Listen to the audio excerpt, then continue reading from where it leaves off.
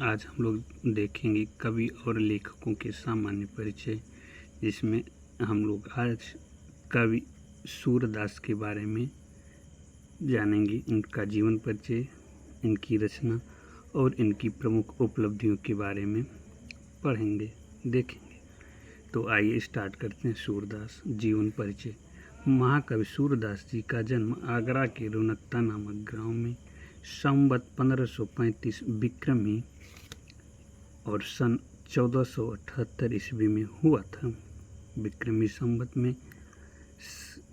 संवत से सन निकालने के लिए 57 को घटा देते हैं। कुछ विद्वान दिल्ली के पास मानते हैं, कुछ लोग जन्मांध मानते हैं, परंतु इनकी रचनाएं इस बात का प्रमाण हैं कि जन्म से अंधे नहीं थे। इन्होंने रंग के मिश्रण और प्रतिबिंब का जो सजीव वर्णन किया है, वे आँखों के प्रत्यक्ष अनुभव के बिना संभव नहीं है। यानी इनके जीवन के बारे में कई लोग मानते हैं कि अंधे थे और कई लोग मानते हैं कि अंधे नहीं थे। यानी इनकी किसी एक तथ्य की प्रामाणिकता नहीं की जा सकती। हालांकि इनकी रचनाओं से इन्हें जन्मांध होना नहीं मानते। आइए इनके बारे में कुछ और देखते हैं। महाप्रभु वल्लभाचार्य जी सूरदास की वचन गायकी से प्रसन्न होकर श्रीनाथ के मंदिर में कीर्तनिया यानी कीर्तन करने वाले के रूप में नियुक्त कर दिए। बाद में वल्लभाचार्य के पुत्र अष्टछाप कवियों की स्थापना की। अष्टछाप यानी 8 कवियों का ग्रुप बनाया, उसमें इनकी नियुक्ति की और इन्हें शीर्षस्थ स्थान यानी महत्वपूर्ण स्थान दिया, या शीर्ष यानी पहला स्थान कह सकते हैं दिया।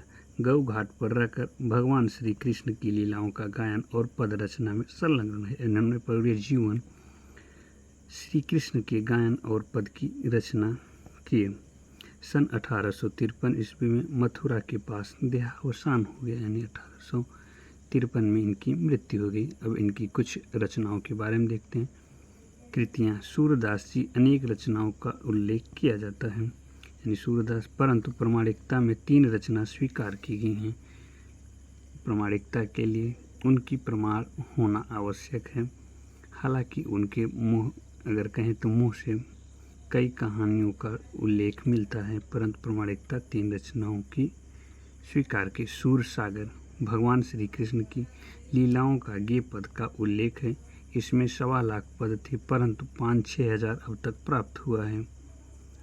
सूर सरावली कृष्ण की सगुण भक्ति का उल्लेख 700 छंदों में वर्णन किए हैं। और अगला है साहित्य लहरी। सूरदास ने अपनी काव्य प्रतिभा का वर्णन किया है, जिसमें भाव पक्ष कला पक्ष का सुंदर वर्णन था। ये था महाकवि सूरदास का जीवन परिचय। प्रमुख रचनाएं, अगर आप लोग किसी भी कक्षा में अगर लिखना हो, बोर्ड परीक्षा में लिखना हो, तो इसे इस तरह से लिख सकते हैं और अच्छा अंक प्राप्त कर सकते हैं। और इनकी रचनाएं विभिन्न प्रतियोगी परीक्षाओं की दृष्टि से भी महत्वपूर्ण हैं। अगर यह वीडियो अच्छा लगा हो तो लाइक और सब्सक्राइब करें। धन्यवाद।